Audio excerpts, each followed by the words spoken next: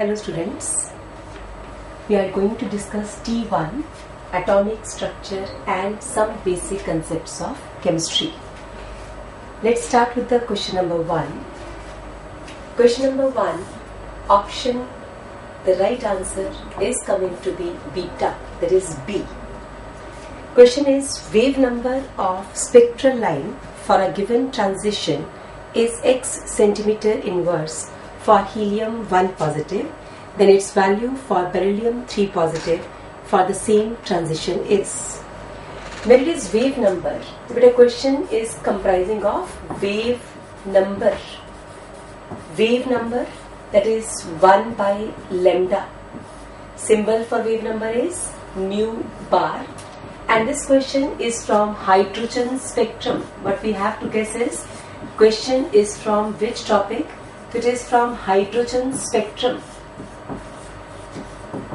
right? Now hydrogen spectrum, formula of wave number is 1 by lambda r 1 by n1 square minus 1 by n2 square into z square, where r is Rydberg's constant. This is your Rydberg's constant. Rydberg's constant. N1, N2, these are numbers. N1 is number of shell in which electron is coming. N2 is number of shell in which electron, from which electron is coming from. Now it is, when we say electron is coming to and electron is coming from, that is there. What is Z? Z is atomic number. Z is atomic number. Now this formula is applicable only for monoelectronic system. For monoelectronic systems, we must know that this formula is applicable only for monoelectronic systems like hydrogen, helium 1 positive, beryllium 3 positive, lithium 2 positive. All are having 1 electron each. Now come to the question. This is about your formula we are going to use. It is hydrogen spectrum, wave number 1 by lambda. Formula is 1 by lambda is r 1 by n1 square minus 1 by n2 square into z square. Whenever this type of question is there, look at the species given. वहाँ पे आप ये देखोगे कि कितनी species given है. How many species are given in the question? But in this question, now it is given helium 1 positive. We are given with helium 1 positive. And another species given is beryllium 3 positive. Atomic number of helium is 2. Atomic number of beryllium is 4. Now we have same transition. It means 1 by lambda is r 1 by n1 square minus 1 by n2 square into z is 2 square. Here it is 1 by lambda r 1 by n1 square minus 1 by n2 square into 4 square. Right? Now in this question, whenever it is written that same transition, it means this is the common factor in both. Same way r is common, so we can say that now we want to have wave number, that means 1 by lambda, but these two are same. Take the ratio. Let us suppose this is lambda 1, this is lambda 2. So we can have 1 by lambda 1 divided by 1 by lambda 2. It is r 1 by n1 square minus 1 by n2 square into 4 r 1 by n1 square minus 1 by n2 square into 16 are common, cancelled out. Same transition, this is cancelled out. What we are left with is 1 by lambda 1 divided by 1 by lambda 2 is 4 by 16. 4 4s are 16. It comes out to be 1 by 4. Now in this question it is given that wave number of spectral line for helium is taken as x. So we can say this is x. This value can be taken as x. Right? If this is x, so what is the answer? We can say that now it is x by 1 by lambda 2 is equal to 1 by 4. तो आपका 1 by lambda 2 कितना आ जाएगा? 1 by lambda 2 comes out to be 4x, and this becomes your option beta. As it is in centimeter inverse, so this is again coming to be centimeter inverse. All options are in centimeter inverse. It means unit system is not to be considered here. Whenever the question is objective, look at the options. If all the options are in the same unit system, so we don't have to change the unit system. So your answer is 4x centimeter inverse. Now question number second. Let's start discussing question number second. Now question number second, option comes out to be C. Second question, your options, the option is coming to be C. Question is number of waves made by a Bohr electron in one complete revolution in its fourth orbit. But number of waves made, that means we have to use the concept that number of waves in a circumference is always going to be whole number, right? Number of shell given, n is given to be 4, fourth orbit. Now you must remember it by heart. Number of waves is always equal to number of shell. Number of waves in one revolution. एक revolution में कितनी waves आ सकती हैं? तो one revolution, number of waves are always equal to number of shells. So we are having formula derived from, देखो जरा, 2 pi r is equal to, we know that n, 2 pi r is n lambda. That means circumference is going to have n number of waves. Okay? Where n is n number of waves. Here we have 2 pi r n lambda. This formula is there. So whenever we say circumference can have n lambda, yani number of waves coming to be n lambda. In this case, lambda is h upon mv. Lambda is h upon mv according to de Broglie's concept. We are having 2 pi r is nh upon mv. Further, it becomes mvr is equal to nh upon 2 pi. Here this n is number of waves. This n is what? Number of waves. And mvr is equal to, this is equal to nh upon 2 pi again.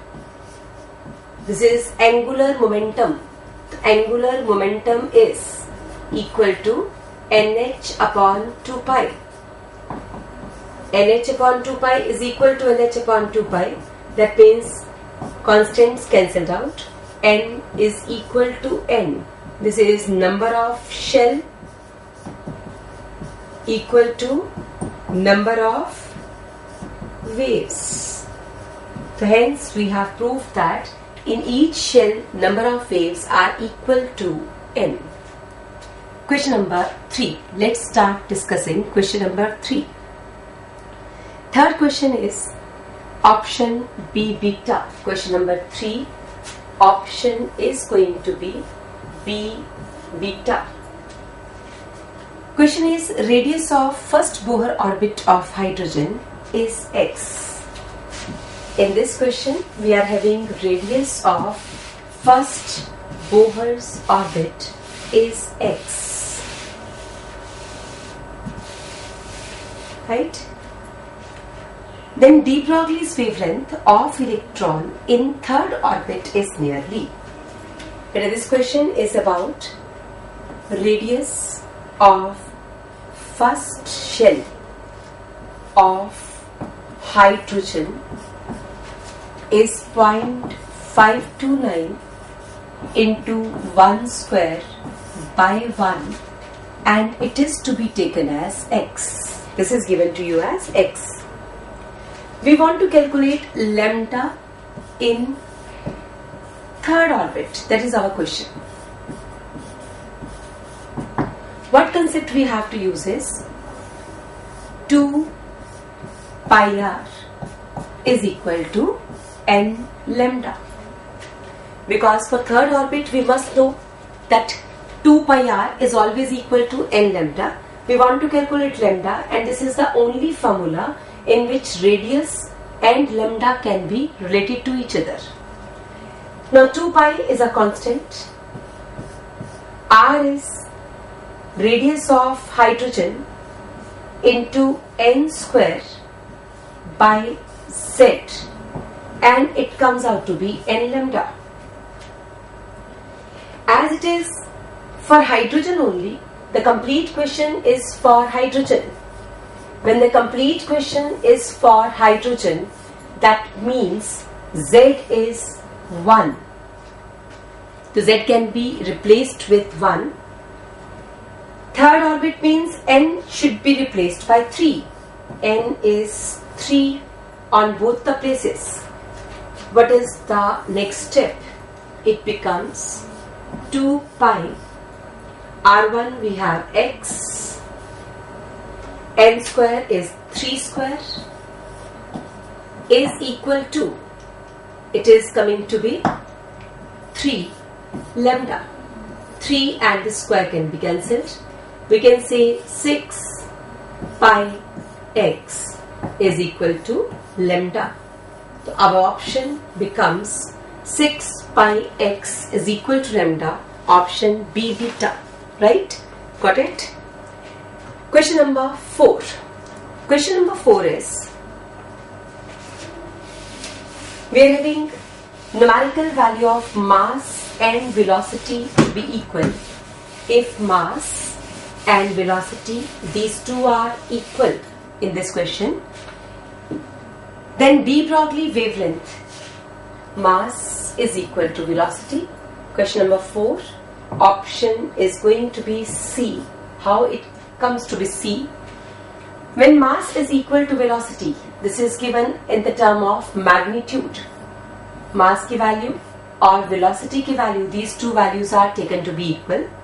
Then lambda in terms of kinetic energy. Lambda is equal to h upon 2 E m. This E is kinetic energy under the root. This is the formula. Now in this question, when we say mass and velocity are equal, so now in this formula we are having mass and velocity found to be equal, और हमें चाहिए de Broglie wavelength in terms of kinetic energy. It means this mass should be replaced somehow with velocity or with mass. Kinetic energy is to be kept as Ke because in your question it is given as Ke. So you have to take kinetic energy as Ke.